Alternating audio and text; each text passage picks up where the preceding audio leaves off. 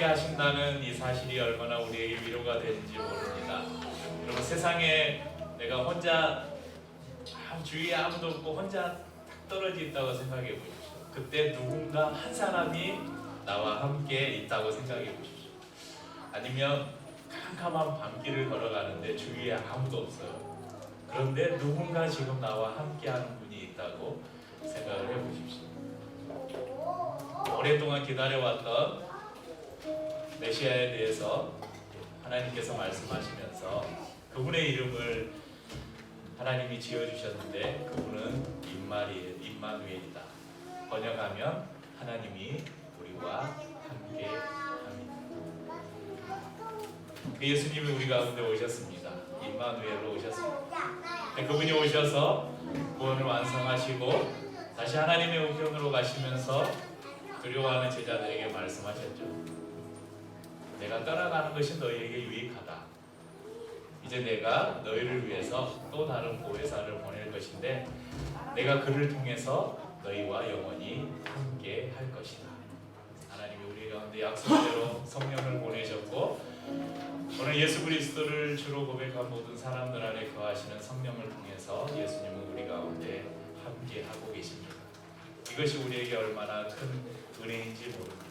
절망의 순간에 어둠 끝나지 않는 어둠의 터널을 지날 때에 우리가 좌절하거나 우리의 삶을 포기하지 않을 수 있는 이유가 바로 누군가 나와 함께 하시는 분이 계시다는 사실 때문에 그렇습니다.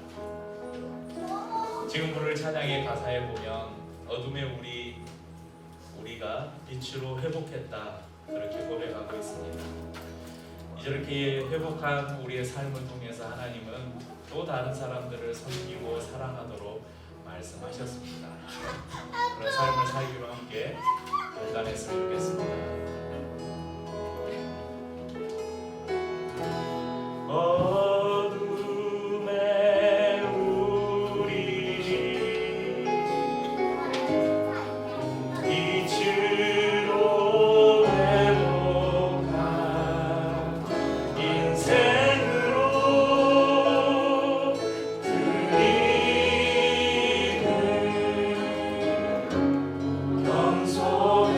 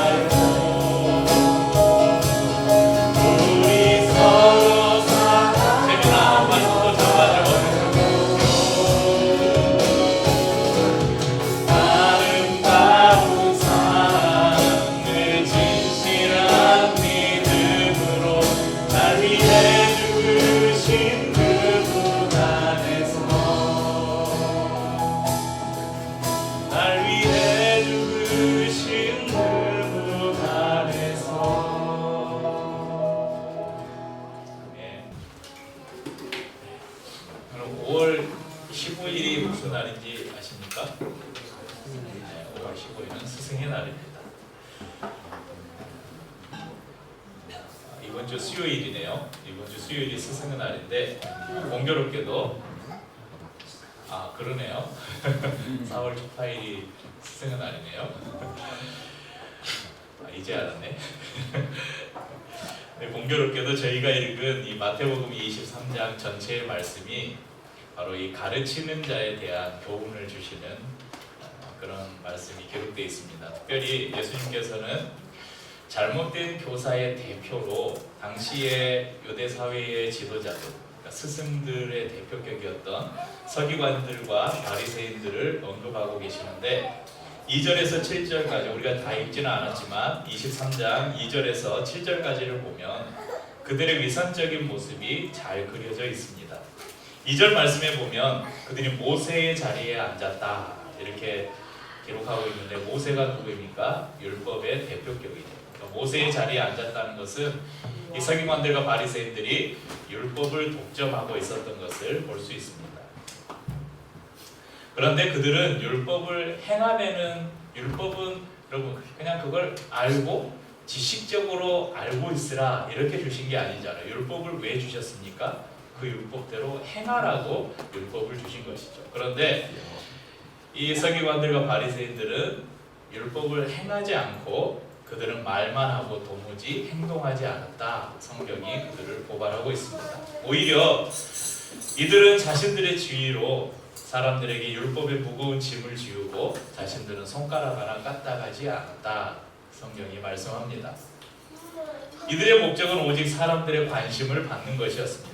그래서 기도할 때 오늘 말씀의 이 23장 5절에 보면 그들은 그들의 모든 행위를 사람에게 보이고자 하나니 곧 그 경문 띠를 넓게 하며 옷수를 길게 하고 경문이라는 것은 이스라엘 유대인들이 기도할 때 이렇게 네모난 사각형 상자 안에 성경 구절을 적은 성구를 적은 그것을 담아서 어깨나 이마에 이렇게 차고 기도했던 그런 조그만 상자입니다. 그런데 이 경문을 맨 띠를 큰 띠로 해서 왜 큰 띠로 하겠습니까? 사람들에게 잘 보이게 하기 위해서. 그래서 사람들에게 어떻게 하면 자신을 더 잘 드러내 보일 수 있을까? 그렇게 외식하는 행위들, 옷수를 길게 해서 자신을 드러내 보이려고 했다는 것입니다. 이것은 곧 자신들의 경건함을 자랑하려는 그런 수단이었죠. 높은 자리에 앉는 것을 좋아하고 사람들에게 안부를 묻기보다 먼저 인사를 건네길 기다렸고 랍비, 선생님이라 불려주는 것을 좋아했다고 말씀합니다. 예수님께서는 그들의 위선을 폭로하십니다. 그들은 선생으로 불릴 자격이 없다라고 말씀합니다. 그러면서 우리의 스승, 우리의 지도자는 오직 한 분밖에 없다. 그분이 누구냐? 바로 예수 그리스도라고 말씀합니다. 또한 우리의 아버지 또한 하나님 한 분이시고 우리 모두는 그래서 서로가 서로에게 선생이 되려고 하지 말아라. 우리 모두는 하나님 아버지 그리고 우리의 스승 되시는 예수 그리스도 안에서 우리 모두는 형제요 자매다 이렇게 말씀해 주십니다. 그래서 지난주에 어린이 주일에 말씀을 나눈 것처럼 하나님 나라에서 큰 사람이 누군가 오늘 성경에 보면 자신을 낮추고 다른 사람을 섬기는 사람 11절에 보면 너희 중에 큰 자는 너희를 섬기는 자가 되어야 하리라 이렇게 말씀해 주고 있는 것입니다.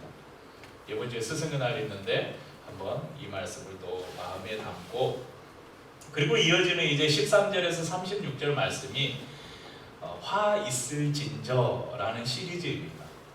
오늘 이 말씀에 보면 여러 가지 화 있을진저, 화 있을진저, 화 있을진저 이렇게 여러 가지 부분에서 이 서기관들과 바리새인들의 그 외식을 책망하는 말씀이 기록되어 있는데 오늘 저희가 이제 오늘 설교의 주제는 동전의 양면 시리즈 이제 세 번째 시리즈인데 오늘 이 화 있을진저 시리즈 가운데 네 번째 기록된 말씀을 23절에 기록된 네 번째 말씀을 바탕으로 서로 대립되는 것 같지만 서로 보완적이며 두 개가 항상 함께 존재해야 완성되는 것에 대한 대표로 11조와 의와 인과 신 이것을 살펴보려고 합니다. 의와 인과 신은 오늘 본문에 보면 의는 정의, 이는 우리가 인애 이런 말 많이 쓰죠.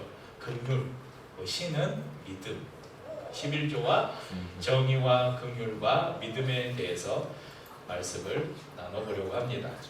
기류의 교회를 다니신 몇 년 정도 다니신 분들은 아마 오늘 본문을 들어보신 적이 있으실 것입니다.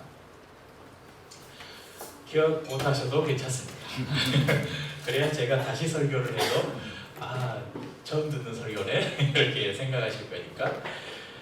예전에 저희가 2016년 개척을 할 때부터 기류의 교회가 처음 시작할 때부터 주기적으로 제가 말씀을 계속해서 나누는 시리즈들이 있었습니다. 물론 시리즈의 제목들은 좀 다르게 했는데 처음에는 오해하셨군요 시리즈를 해서 교회 안에서 이 현대를 살아가는 우리 성도들 가운데 아직도 구약에 남아있는 여러 잔재들, 잘못된 생각들을 가지고 신앙생활하는 부분에 대해서 그것들을 좀 바꿔가려고 하는 오해하셨군요 시리즈 설교를 했었고, 또 이걸 좀 제목만 바꿔서 슬기로운 교회 생활 이렇게 해서 계속해서 정기적으로 이 말씀을 나눈 적이 있었습니다. 왜냐하면 이것이 계속 우리에게 마치 신앙의 기초처럼 또 백투더 베이직이라는 시리즈로도 이 동일한 내용을 했던 것 같아요.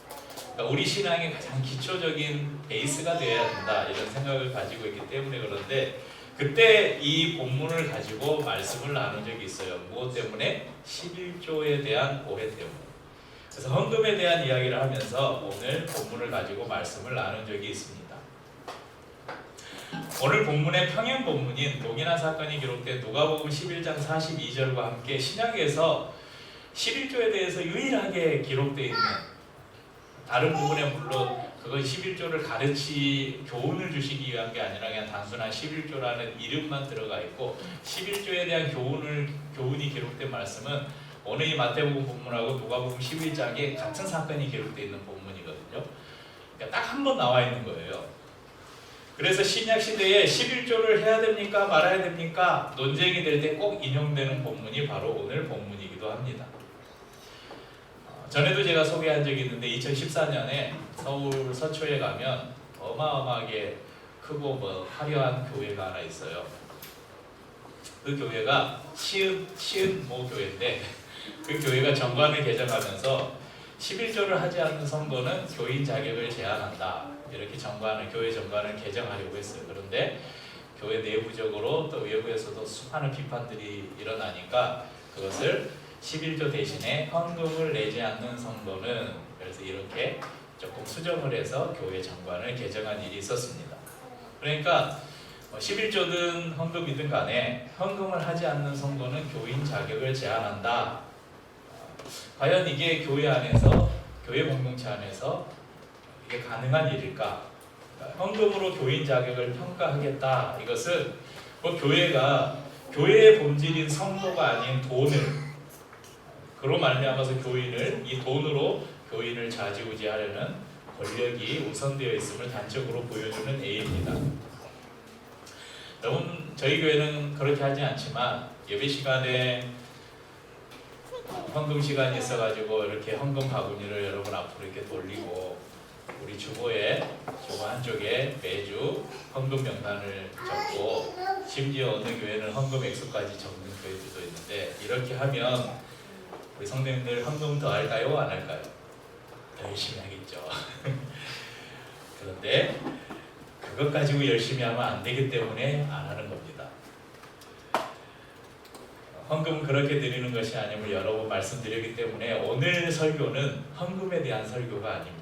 오늘은 11조와 의와 인과 신인데, 예전에는 우리가 11조에 대한 강조점을 두고 헌금에 대한 말씀을 나눴는데 오늘은 의와 인과 신이 오늘의 중심입니다.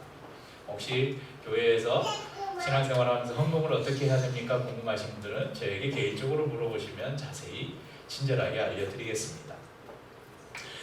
23장 23절 화 있을진저 외식하는 서기관들과 바리새인들이여 너희가 박하와 회양과 근체의 11조는 드리되 율법에 더 중한 바 정의와 긍휼과 믿음은 버렸도다. 그러나 이것도 행하고 저것도 버리지 말아야 할지니라.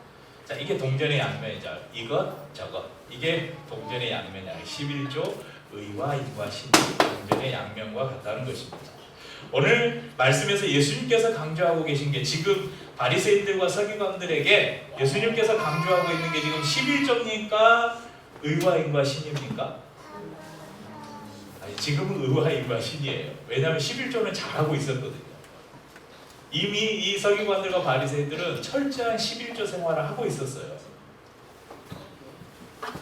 아니, 오히려 율법에서 정한 것보다 그것을 넘어서서 더 과하게 11조 생활을 하고 있었습니다. 누가복음 18장 11절에서 12절에 이런 말씀이 기록되어 있습니다. 바리새인들은 서서 따로 기도하여 이르되, 하나님이여, 나는 다른 사람들 곧 토색, 불이, 간음을 하는 자들과 같지 아니하고 이 세리와도 같지 아니함을 감사하나이다. 나는 일해에 2번씩 금식하고 또 소득의 11조를 드리나이다 하고. 자, 바리새인들은 자신의 이 의로움을 자랑하면서, 나는 죄인들과 같지 않고 나는 거룩한 사람입니다. 나는 일해에 2번씩 금식을 하고 또 소득의 11조도 드립니다. 그러니까 과하게 지금 나는 의로운 생활을 하고 있다고 자랑하는 것이죠.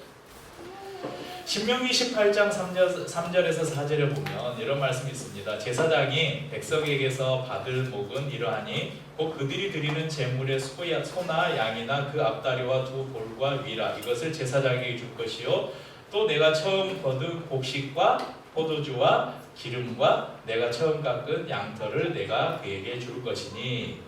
이런 말씀이 기록돼, 이게 11조에 대한 말씀이거든요. 11조에 몇 가지 용도가 있었는데 그 중에 하나가 레위인들은 땅이 없었잖아요. 재산이 없었어요.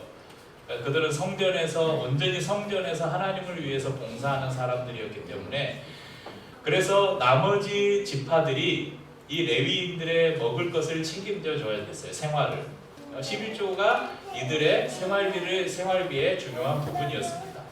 이런 생활비를 줄 때 오늘 본문에 보면 소나 양, 그리고 곡식, 포도주, 기름, 양털, 이런 것으로 11조를 드렸습니다.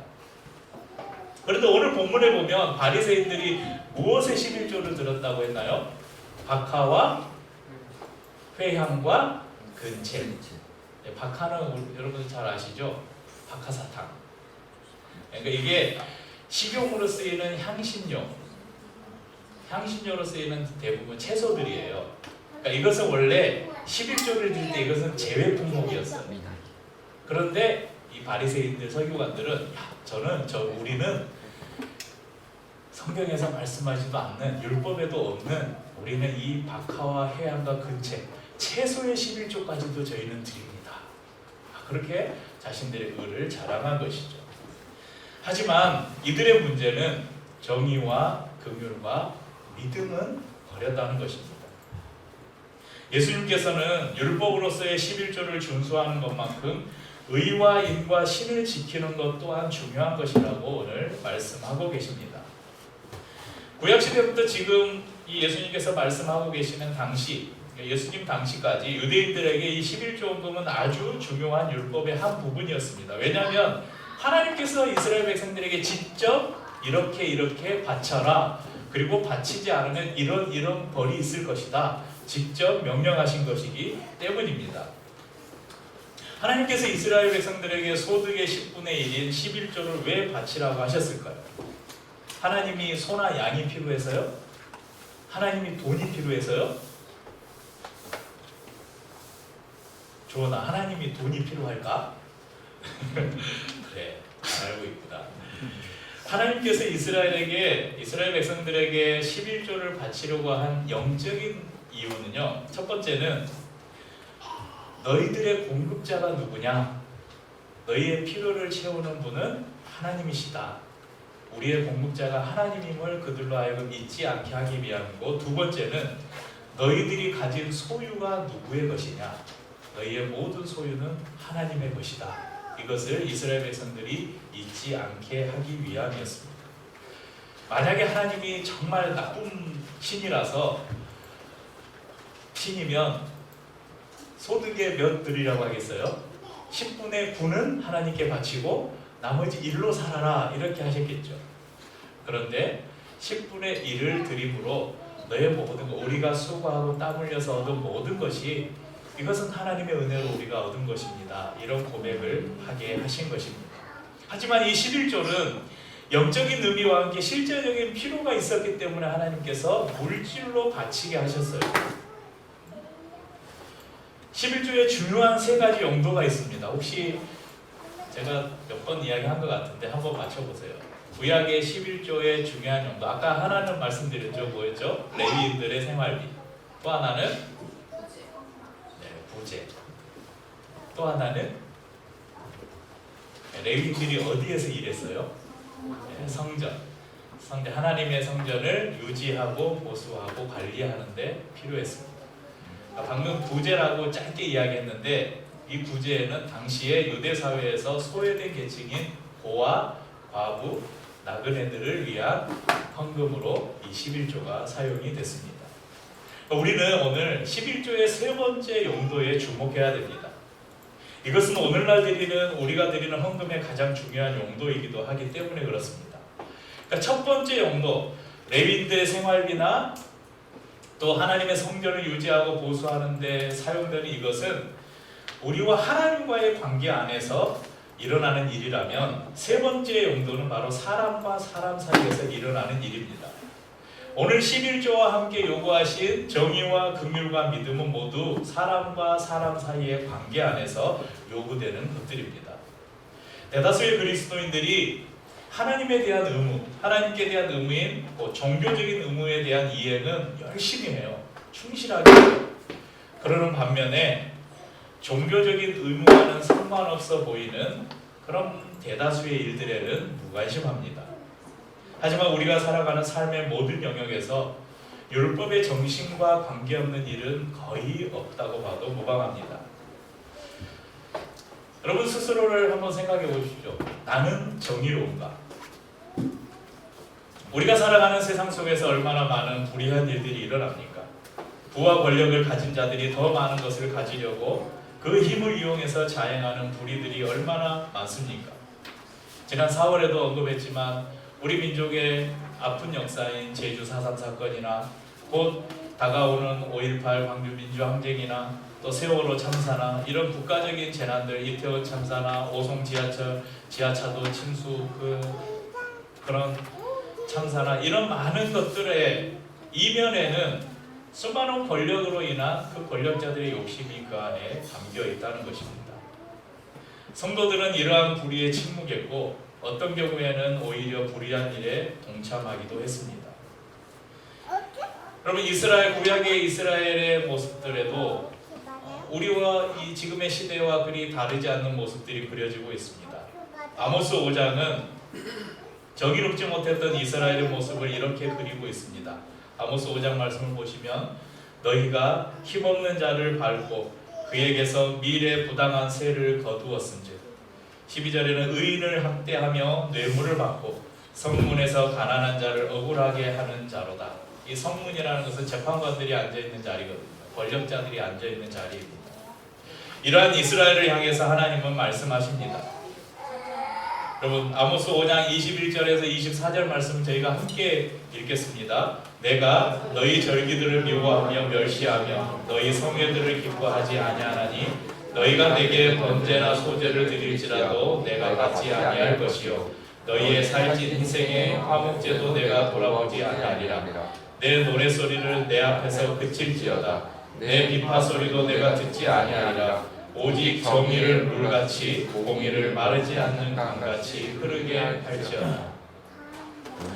여러분 절기를 지키고 모여서 예배를 드리고 헌금을 바친다 할지라도 하나님은 그것을 돌아보지 않겠다 이렇게 말씀합니다.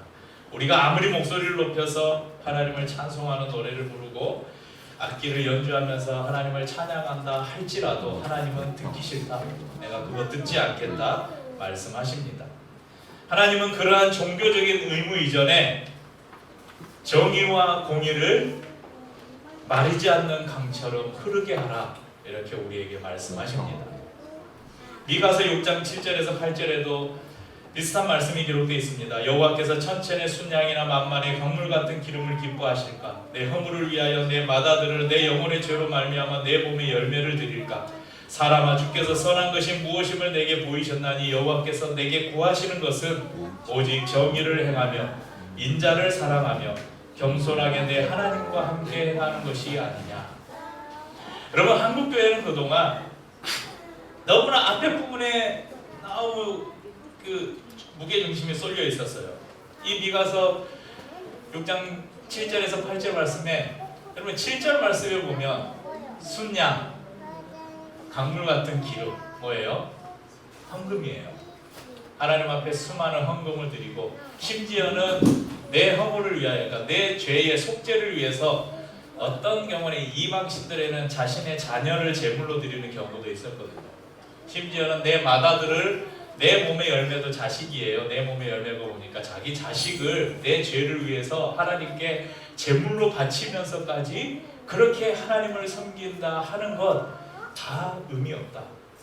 오히려 하나님께서 내게 구하시는 것은 정의를 행하는 것이다. 인자를 사랑하는 것이다. 그리고 겸손하게 내 하나님과 동행하는 것을 하나님은 더 원하신다라고 가르쳐주고 있습니다. 우리는 우리 주위에서 일어나는 수많은 불의에 대해서 얼마나 관심을 가지고 있습니까? 사회적인 불의를 돌아보기는커녕 교회 안에서도 일어나는 수많은 불의 앞에 그동안 한국교회는 얼마나 많이 침묵했습니까? 그래서 이 침묵 때문에 교회는 더 망가지고 사회의 지탄을 받습니다. 목회자들이 성적으로 타락하고 수많은 재정들을 착복하면서 재정 비리들이 터지고, 그럼에도 불구하고 이것은 은혜로 덮어야 된다. 그러면서 얼마나 많은 그런 죄악들에 대해서 교회는 불의했습니까? 우리는 그런 불의한 일들을 보며 그것은 정의롭지 못하다고 외치며 그것을 바꾸려고 노력한 적이 있습니까? 대부분 교회에서는 절이 싫으면 중이 떠나라고 그러면서 그렇게 교회를 비판하거나 목회자들을 비판한, 한마디로 정의로운 목소리를 내는 사람들을 신천지니 이단이니 낙인 찍어서 교회에서 쫓아내는 그런 일들이 비일비재하게 일어났습니다. 그러다가 한국교회가 여기까지 망가진 게 아닌가 생각합니다. 하나님은 또 우리에게 정의와 함께 긍휼을 요구하고 계십니다. 긍휼의 사전적인 정의는 불쌍히 여겨 돌보아준다, 이런 의미입니다. 성경의 정의도 비슷합니다. 성경에서 긍휼이란 단어는 자비, 인자, 불쌍히 여기, 그래서 한자로는 인이라고 표현을 합니다. 하지만 긍휼이 단순한 동정심과 같은 감정적인 부분만을 말하는 것은 아닙니다. 성경이 말하는 긍휼이라는 것은 단순히 감정적인 느낌이 아니라 적극적으로 구체적인 행위를 말하고 있습니다. 더 나아가 상대방의 마음속에 들어가 그 입장에서 그의 상황을 보고 그의 눈으로, 그의 마음으로, 그의 생각으로 보고 느끼고 말하게 되는 그것을 바로 긍휼이라고 말합니다. 그래서 상대방의 고통이, 우리가 긍휼히 여기는 이 대상, 그 상대의 고통이 나의 고통이 되고, 상대방의 기쁨이 나의 기쁨이 되고, 상대방의 슬픔이 나의 슬픔이 되어 그 사람과 영적으로 이렇게 긴밀하게 연결되는 것, 이것을 긍휼이라고 말합니다.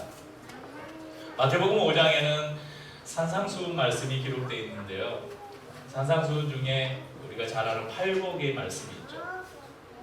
심령이 가난한 자는 뭐뭐하면 복이 있나니 뭐뭐하면 복이 있나니. 그래서 이 8가지를 우리가 팔복이라고 합니다. 그 팔복에 이 말씀이 있습니다. 5장 7절에 보면 긍휼히 여기는 자는 복이 있나니 그들이 긍휼히 여김을 받을 것이며. 여기서 다시 표현해 보면 너희가 다른 사람을 긍휼히 여기면 하나님께서 너희를 긍휼히 여길 것이다. 이 말이 뭐냐면요, 우리 주위에 어떤 아파하는 사람이 있어요. 그 사람의 마음과 우리의 마음이 연결돼서 정말 그 사람과 함께 아파하고 내가 할 수 있는 모든 힘을 이용해서 그 사람을 도와주면 우리의 마음이 아프고 우리의 마음이 힘들고 우리의 마음이 슬플 때 하나님이 나의 마음과 그대로 연결된다는 거예요. 그래서 하나님은 우리를 위로하시고 우리를 도와주신다고 성경이 약속하고 있는 것입니다. 야고보서 2장 13절에도 말씀합니다. 긍휼을 행하지 아니하는 자에게는 긍휼 없는 심판이 있으리라. 긍휼은 심판을 이기고 자랑하느니라. 그래서 성경이 이렇게 긍휼을 우리에게 강조하고 있습니다. 우리가 즐겨 부르는 찬양에 이런 가사가 있습니다. 하나님 아버지의 마음이라는 그 찬양의 가사 중에 아버지 당신의 마음이 있는 곳에 나의 마음이 있기를 원해요. 아버지 당신의 눈물이 보이는 곳에 나의 눈물이 보이기를 원해요. 아버지 당신이 바라보는 영혼에게 나의 두 눈이 향하기를 원해요. 아버지 당신이 울고 있는 어두운 땅에 나의 두 발이 향하길 원해요. 하나님은 긍휼의 하나님이십니다. 긍휼이 종교적인 의무는 아닐지 모르지만 모든 성도들에게 반드시 있어야 할 하나님의 마음입니다. 하나님은 우리에게 서기관들과 바리새인들이 버렸던 이 긍휼을 요구하고 계십니다. 그리고 세 번째로 우리에게 하나님이 요구하시는 것이 있는데 그것은 믿음이라 이렇게 말씀합니다. 여기에서 믿음은 여러분 하나님을 향한 믿음이 아니에요. 여기에서 믿음은 사람과 사람 사이의 믿음이에요. 이것을 우리는 뭐라고 합니까? 신뢰 또는 신의 이렇게 이야기하죠. 사람과 사람 사이의 관계 속에서 우리가 갖는 믿음을 말하고 있는 것입니다. 한국 대학생 선교회 민서가 다니고 있는 CCC를 창립하신 고 김준고 목사님의 유명한 시가 하나 있어요. 민족 복음화의 꿈이라는 시가 있는데 이 시를 바탕으로 만들어진 노래가 있어요. 그리스도의 계절이라는 주의 청년들이 예수의 꿈을 꾸고 이런 찬양 있잖아요. 민족의 가슴마다 피 묻은 그리스도를 심어. 그 찬양 가사에는 없는데 이 시에 이런 내용이 있어요. 국제시장에서 한국제 물건들은 한국인의 신앙과 양심이 을의 보증수표처럼 믿어지는 민족. 그러니까 우리 민족이 이런 민족이 되었으면 좋겠다 하는 이 목사님의 마음을 담은 시에 이런 국제 이렇게 무역이나 이런 걸 하잖아요. 국제 관계에서 거래를 하는데 이 사람은 한국인이고 이 사람은 이 한국은 그리스도를 주로 섬기는 하나님을 믿는 민족이야. 나는 그리스도인입니다. 이렇게 신앙을 밝히는 한국인은 다른 계약서 필요 없이 이 예수 믿는 것이 보증수표처럼 여겨지는 나라, 그런 나라를 꿈꾼다는 그런 시의 구절이 있었습니다. 여러분, 철저한 계약 관계가 필수인 이 국제사회, 국제시장에서조차 예수 믿는 것이 보증수표처럼 여겨지는 민족, 그런 성도라면 우리가 일반 사람들과의 관계에서는 여러분 그 신뢰를 말할 것도 없이 우리가 믿을 수 있는 관계가 될 것입니다. 그런데 참 안타깝게도 언제부터인가 교회 다니는 사람들에게는 수식어가 하나 붙었어요. 사기꾼, 거짓말쟁이.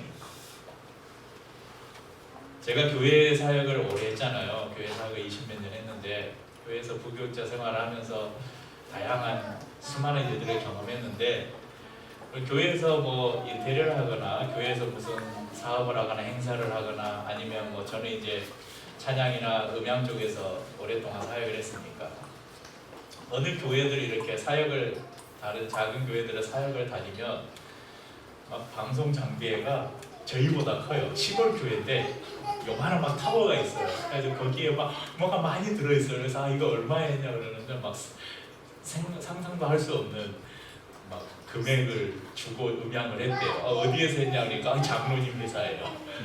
근데 하나도 필요 없는 바가지 씌운 거예요. 이런 일들을 제가 한두 번 받겠습니까? 장로가 운영하는 회사, 집사가 운영하는 회사, 성도가 운영하는 기업들이 사기치고 뒤통수 치는 것을 너무나 많이 봤습니다. 그것도 교회를 상대로. 이 교회를 상대로 사기치는 사람들이 세상을 향해서는 얼마나 또 사기를 쳤겠습니까? 돈 안 갚는 것도 일수고 바가지를 씌우는 일도 비일비재했습니다. 제가 설교를 하면서 교회를 다닌 지 별로 안 되는 우리 선우 아빠 엄마도 있는데 제가 이렇게 예배 시간에 막 교회를 까잖아요. 제가 이렇게 교회를 까지만 한국 교회를 날마다 비판하고 욕하지만 여러분, 저는 한국 교회를 사랑합니다. 저는 교회를 사랑합니다. 교회가 이렇게 타락했지만 여러분, 한국 이 나라의 소망은 교회밖에 없습니다. 이 땅에 수많은 상처받고 아파하는 사람들이 있는데 아무리 교회가 타락했다고 해도 그 사람들이 온전히 치유되고 회복될 수 있는 곳은 저는 교회밖에 없다고 저는 여전히 믿고 있습니다. 여러분, 이 지구상 어느 단체가 다른 사람을 위해서 아무 대가 없이 자신의 마음과 시간과 물질을 내어주는 그런 공동체가 이 세상에 어디에 있겠습니까? 전혀 자신의 이익을 바라지 않고 하나님의 마음으로 다른 사람을 순수하게 섬기는 그런 곳이 이 땅에 어디가 있겠습니까?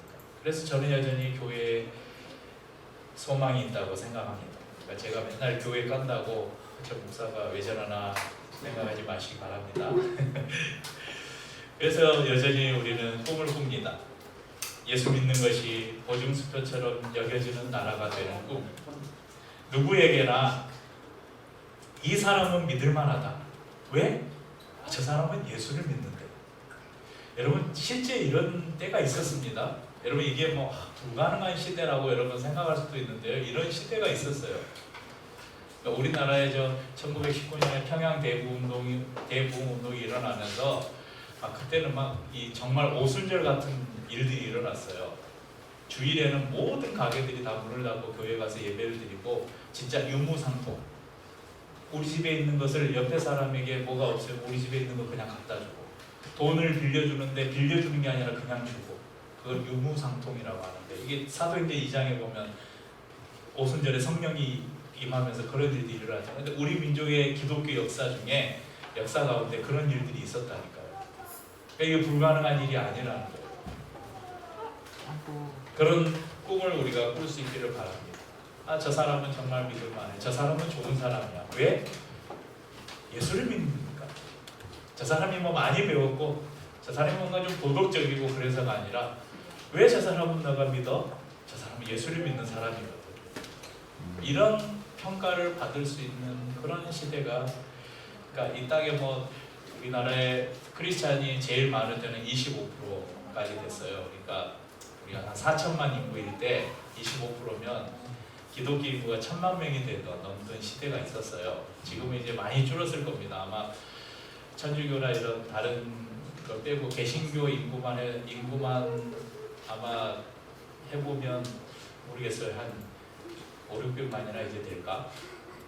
아마 교회가 많이 쇠퇴를 했습니다. 근데 오히려 저는 그게 다행이라고 생각해요. 그러면 우리는 쪽수로 말고 정말 그 진실된 한 사람의 그리스도인이 더 큰 영향력을 발휘할 수 있을 거라고 생각합니다. 그런 사람들을 통해서 이 땅은 변화될 것이고, 민족 복음화의 꿈은 그런 사람들을 통해서 이루어질 것이라고 믿습니다. 이제 동전의 양면이라는 주제로 돌아와서 말씀의 결론을 맺겠습니다. 서기관들과 바리새인들에게 필요한 것은 정의와 긍휼과 믿음이었습니다. 그렇다고 그들이 지금 하고 있는 종교적인 의무, 율법적인 의무인 11조가 예수님은 필요 없다고 말씀하십니까? 전혀 절대 그렇게 말씀하지 않으셨어요. 율법에 규정되지도 않는 부분까지 열심히 11조 생활을 했던 그들이 의와 인과 신까지 함께 갖추었다면 예수님께서 화 있을진저 이런 말씀을 들었겠습니까? 오히려 너희들의 믿음이 참 아름답다, 너희들의 믿음이 정말 크다, 이렇게 칭찬받지 않았겠습니까?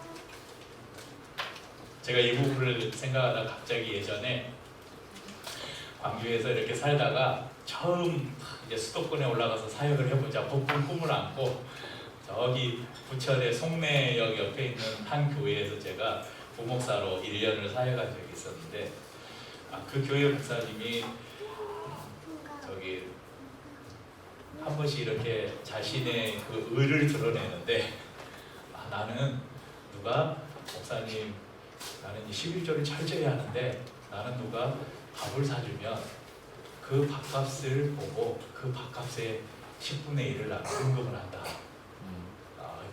그러더라고요. 그래서 처음에는 제가 이 목사님 참 믿음이 참 아름답다. 나도 본받아야지. 그랬는데 사이에 뭐 여러 가지 일들이 있었지만 그걸 별로 신뢰하지 못할 것 같은 많은 의와 인과 신이 없는 그런 일들을 경험했지만 결정적으로 제가 이제 그 교회 사역을 마치고 이제 뭐라 그러죠? 사임하는 날 사례비 정산을 해주는데 제가 일한 날 수까지 계산을 해가지고 동전까지 봉투에다 넣어가지고 그러니까 제가 일한 날을 날수로 이렇게 계산해서 사례비에서 이렇게 그때 제가 알기로 동전까지 있었죠. 거기는 항상 사례비를 이렇게 봉투에다 담아줬거든요. 계좌로 안 주고. 그래서 참 마음이 씁쓸했어요. 보통 교육자가 교회에서 사임을 하면 오히려 한 달을 사역을 안 했더라도 한 달 사례비를 주든지 아니면 앞으로 더 사역을 할 이제 사역지를 구해야 되니까 보통 일반적으로는 한 달 사례비를 더 넣어서 이렇게 주거든요. 근데 제가 이제 한 달을 안 채우고 20 며칠을 했는지 아무튼 그 하루까지 계산을 해가지고 이렇게 주는 걸 보고 이 사람이 긍휼이 없구나. 이 가난한 목사를 이렇게 그러면서 제가 오늘 말씀을 이렇게 준비를 하다가 옛날 문득 그 아팠던 시절이 생각이 났어요. 그러면서 나는 그러면 안 되겠다 그런 생각이 있었습니다. 그러니까 여러분 이게 우리가 생각하기에 우리가 일반적으로 11조는 자기가 일해서 얻은 소득의 10분의 1을 드리는 거잖아요. 그럼 성도가 목사님 하고 만나서 밥을 먹는데 성도가 목사님 밥값 제가 낼게요 해서 목사님 밥을 사드렸어요. 그럼 그거 11조 내야 됩니까? 안 내도 되잖아요. 안 내도 돼요. 그거 안 냈다고 누가 당신 11조 생활 안 하네 이렇게 지적하는 사람 아무도 없어요. 누가 목사님한테 선물을 줬어요. 그것도 있어요. 그 밥값도 11조 계산하고요. 누가 명절이나 뭐 스승은하나 이럴 때 성도들이 선물한대요. 그러면 그 선물값 자기가 환산해가지고 그 11조 한대요. 그거 안 해도 돼요. 그런 거는 자기가 수고해서 얻은 소득이 아니잖아요. 누군가가 준 선물이잖아요. 그런데 그러면서 다른 사람을 대하는 것은 전혀 정의롭지 못하고 긍휼이 없고 신의가 없었던 그 모습. 이러면 안 되는데 다른 사람을 이렇게 그러면 안 되고 오늘 이게 바리새인들과 서기관들이 그랬다고요. 오늘 이 본문을 신약시대 11조 헌금을 지지하는 말씀으로 이해하는 것은 여러분 무리가 있습니다. 전에도 말씀드렸는데 오늘 예수님께서 11조를 언급하신 것은 당시 서기관들과 바리새인들의 종교적인 의무 곧 외식적인 종교 행위에 대한 대표적인 부분으로 지금 11조를 언급하고 있습니다. 하지만 이것이 필요 없다고도 말씀하지 않으셨죠. 이것도 행하고 저것도 버리지 말라 이렇게 말씀하십니다. 동전의 양면처럼 동전이 앞뒷면이 있어야 이것이 동전으로서의 가치가 있는 것처럼 하나님을 향한 종교적인 의무인 우리에게는 종교적인 의무가 뭐가 있겠습니까? 주일날 나와서 예배를 드리는 것, 또 하나님 앞에 헌금을 드리는 것, 또 우리가 교회 봉사를 하는 것, 구제를 하는 것, 이것들은 종교적인 행위도 필요합니다. 하지만 또 우리에게 동시에 필요한 것은 세상을 향한 정의와 사람들의 마음을 함께 공유하는 긍휼의 마음과 또한 사람들 안에서 신의를 지키는 믿음 또한 우리가 포기할 수 없는 것임을 우리 성도들이 기억하시길 바랍니다. 그래서 동전의 양면이 모두 있어야 가치가 있는 것처럼 이런 하나님이 요구하시는 신앙의 외형적인 모습과 우리 내면 계속해서 동전의 양면이 이렇게 비슷비슷하게 가는데요. 우리가 이행해야 될 종교적인 의무와 함께 세상을 향한 의와 인과 신을 모두 함께 가짐으로써 하나님께 칭찬받는 그런 건강한 성도, 건강한 교회가 되시길 주님의 이름으로 축복합니다. 찬양하고 찬을 나누겠습니다.